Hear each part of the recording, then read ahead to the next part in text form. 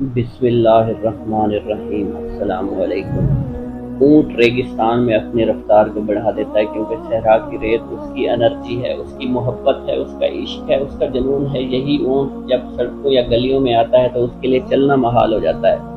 وجہ صرف اتنی ہے کہ اونٹ ریگستان کی سواری ہے۔ اسی طرح اگر آپ ایک تیز رفتار گھوڑے کو ریت پر دوڑنے کے لیے لے جائیں، وہ سست رفی کا شکار ہو جاتا ہے کیونکہ گھوڑا مٹی والی زمین کا شہزادہ ہے، ریت والے صحرا کا نہیں ہے۔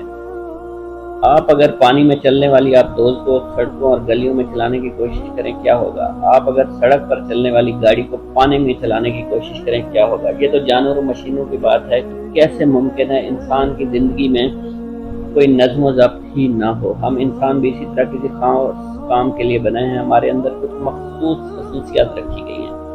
ہر ایک کی خاصیت دوسرے انسان سے الگ ہے۔ ہم اپنی صلاحیت کو چھوڑ کر جب کسی دوسرے کی صلاحیت والا کام کرنے کی کوشش کرتے ہیں تو ہمیں بھی زنگ لگ جاتا ہے، ہم بھی سست روی کا شکار ہو جاتے ہیں۔ اگر ہم اپنی صلاحیتوں کو پہچان کر ان کے مطابق کام کرنا شروع کریں گے تو یقیناً ہمیں کبھی بھی ناکامیوں کا سامنا نہیں کرنا پڑے گا۔